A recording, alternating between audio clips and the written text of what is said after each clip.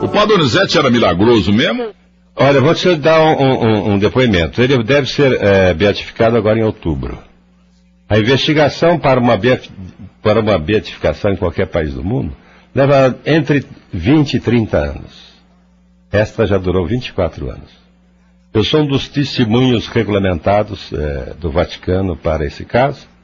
E eu vou só te contar, já que hoje é domingo, houve um certo domingo lá de 1953, em que havia um domingo de Páscoa. A grande missa do Padre Donizete, o domingo de Páscoa, a meio-dia, na igreja Santo Antônio, a igreja matriz da cidade. Meio-dia. Todo mundo lá. 500 mil pessoas lá na missa. Mas houve ao mesmo tempo em São Pedro dos Morrinhos, na direção do Rio Pardo, perto de Mococa,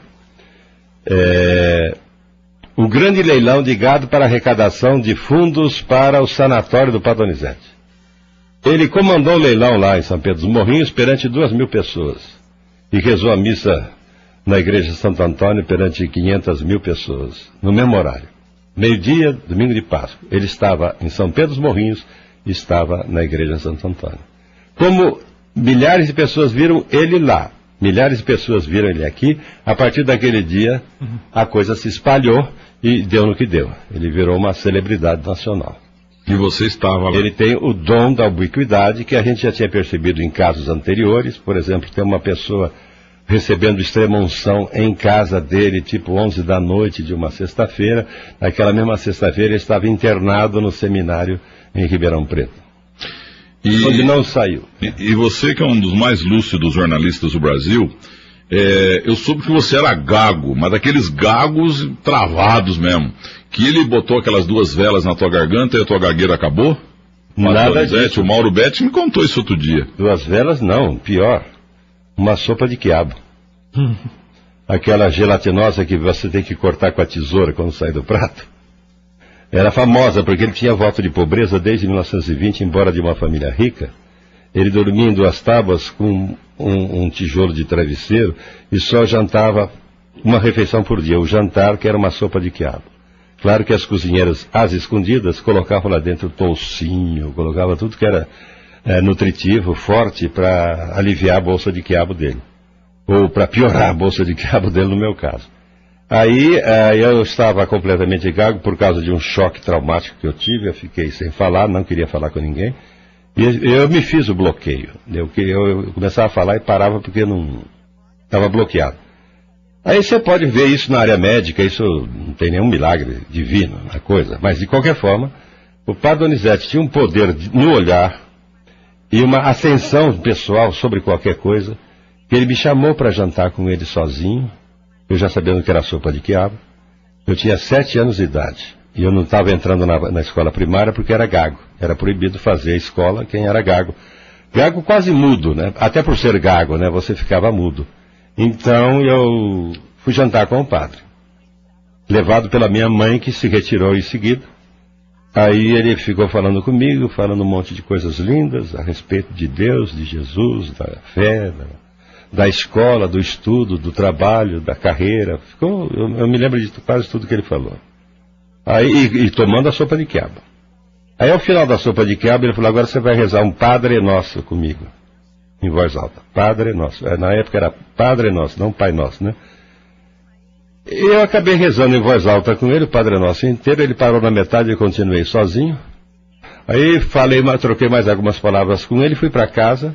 Quando eu cheguei em casa, tipo assim, 9 da noite, a minha mãe falou assim: puxa, demorou, hein? Eu falei assim: o padre ficou conversando muito tempo comigo, mãe. Ele me falou esse negócio bonito da escola, sabe? Ele acha que agora na escola eu posso um dia sair aqui de Tambaú, ir para São Paulo, ir para Ribeirão Preto. Então tá bom, já tomou banho? Não, então vai tomar banho. Aí quando eu fui tomar banho, a minha mãe deu um grito: ai, meu Deus do céu, Sebastião, ele está falando. Eu entrei em casa falando sem perceber que estava falando. A minha mãe falou comigo sem perceber que eu estava falando, só depois que ela deu o grito. Quer dizer, é uma coisa bem... Teve um delay aí e é uma coisa de filme, uma coisa emocionante. Né? Então, certa vez eu perguntei ao Padre Donizete sobre a questão do dom da ubiquidade. Falei: como é que o senhor estava no domingo em São Pedro dos Morrinhos, ao mesmo tempo aqui. Porque eu já trabalhava com ele nessa época, né? 53. Você era coroinha? Não, aí já era uma espécie de secretário dele. Cuidava de correspondência, cuidava de divulgação dos eventos, dos boletins de fim de missa, aquela coisa toda eu fazia. Em Tambaú? Em Tambaú, E aí ele me botou a mão no ombro e me disse uma frase que eu jamais esquecerei. E que acabou, na verdade, monitorando a minha vida espiritual.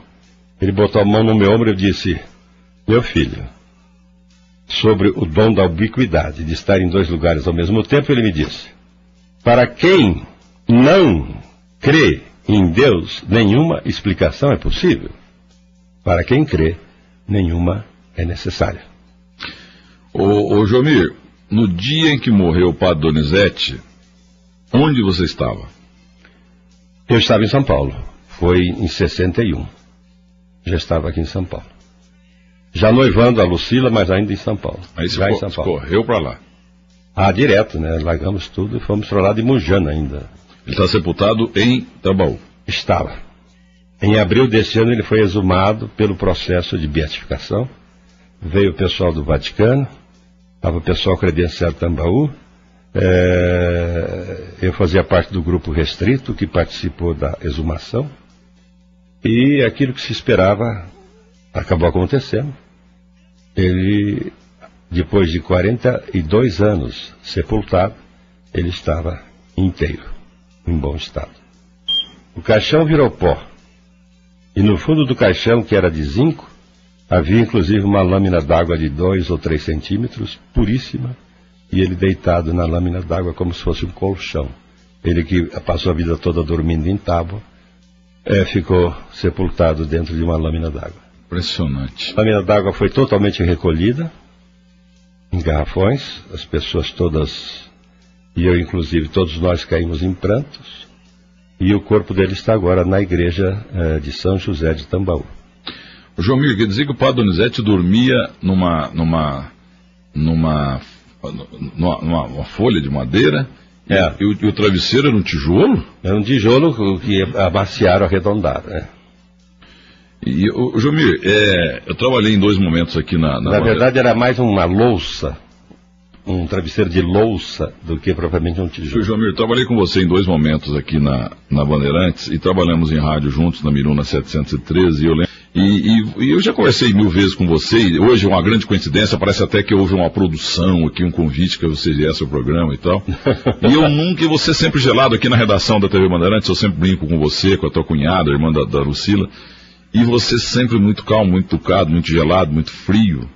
Eu nunca vi você tão emocionado como hoje, falando do padre Donizete. Mas é claro, você me provoca, me puxa uma fita desse calibre, né, que é uma coisa que pesa na minha vida o tempo todo, né? Então eu fico realmente... Eu até chego a dizer que eu não gosto de falar publicamente sobre isso, até porque também como depoente juramentado eu tenho que me conter nesse tipo de depoimento, porque a beatificação só se dará em outubro, né?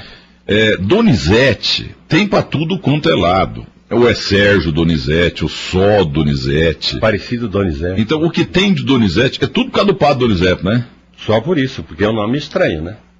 É como se chamasse Beethoven, né? Quer dizer, não é um... Então, o que aconteceu é o seguinte, em 2006... Ele é italiano, né? Em 2006 nós consultamos o Tribunal Superior Eleitoral para saber dos 127 milhões de eleitores, quantos Donizete nós tínhamos no nome de cada um, ou no nome de cada um. Quantos Donizetes a gente tínhamos nesse quadro de 127 milhões? O irmão do Frankfurt chama-se Donizete também. Então, 127 milhões de eleitores, e o resultado que nos foi passado pelo TSE é de que no Brasil de 2006 nós tínhamos 2,3 milhões de Donizetes no nome.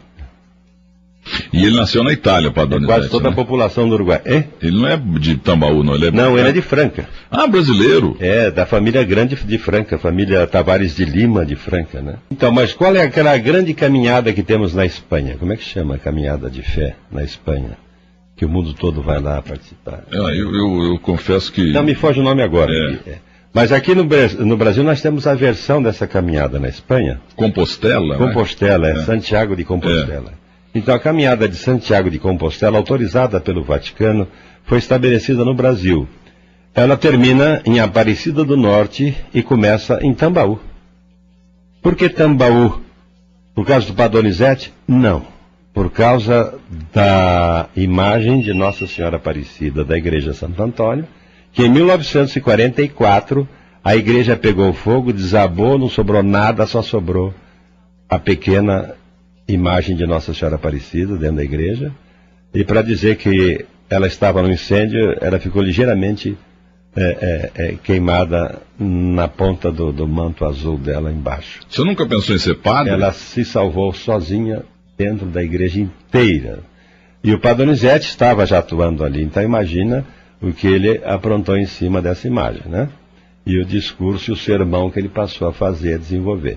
De tal sorte que hoje é a segunda imagem mais reverenciada pelos católicos de Nossa Senhora Aparecida, além daquela que foi encontrada no Rio Paraíba e que está em Aparecida, temos essa outra lá de Tambaú, a do incêndio. Viu, Jomir? Então, por tudo isso, você virou jornalista, mas você era para ter sido padre. Eu tinha essa pretensão, ou vocação. Mas aí eu preferi um outro tipo de sacerdócio, que é o jornalismo.